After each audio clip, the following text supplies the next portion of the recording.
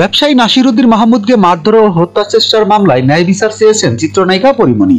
মামলাটি মিথ্যা উল্লেখ করে তিনি বলেন, আমি আইনের উপর শ্রদ্ধাশীল, সেই বিশ্বাসটি একদম শেষ অবধি পর্যন্ত রাখতে চাই। বিশ্বাস করি ন্যায় বিচার পাবো। সোমবার 27 জানুয়ারি ঢাকার চিফ জুডিশিয়াল ম্যাজিস্ট্রেট আদালত প্রাঙ্গণে সাংবাদিকদের এসব কথা বলেন পরীমনি। ব্যবসায়ী নাসিরউদ্দিন মাহমুদকে মারধর ও হত্যা চেষ্টার মামলায় আসামি পরীমনি আজ সকাল 10টার দিকে চিফ জুডিশিয়াল ম্যাজিস্ট্রেট আদালতে আত্মসমর্পণ করেন।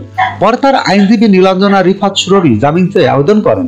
শুনানি শেষে আদালত 1000 টাকা মুচলেকায় জামিন মঞ্জুর করেন। জামিন শুনানি শেষে আদালত প্রাঙ্গণে সাংবাদিকদের মুখোমুখি হন পরীমনি। এ সময় ন্যায় বিচার পাওয়ার আশা করে এই অভিনেত্রী বলেন, শুরু থেকে আইনের উপর শ্রদ্ধাশীল ছিলাম, এখনো আছি। আইনের উপর বিশ্বাস ছিল, আর একদম শুরু থেকে আপনারা সবাই আমাকে সাপোর্ট করেছেন। যতটা পেরেশানিতে ছিলেন তা দেখে আমার নিজের যত দুঃখ ছিল সেটা ঘুচে গেল। সবাইকে ধন্যবাদ। তিনি আরো বলেন, আমার আসলে এই মুহূর্তে কিছুই বলার নেই। কালকে রোববার থেকে আপনারা যেভাবে ভালোবাসা জানান দিয়েছেন আমাকে, সেই ভালোবাসার প্রতি আমি সারা জীবন কৃতজ্ঞ থাকবো। আমি ধন্য।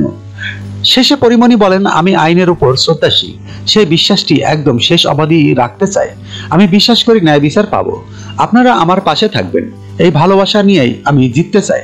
আপনাদের ভালোবাসা নিয়ে আজ যেমন বাড়ি ফিরছি, এরকম একটা জয় নিয়েও যেন বাড়ি ফিরতে পারি। আমার জন্য দোয়া করবেন।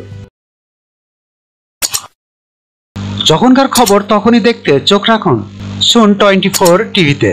চ্যানেলটি সাবস্ক্রাইব করুন।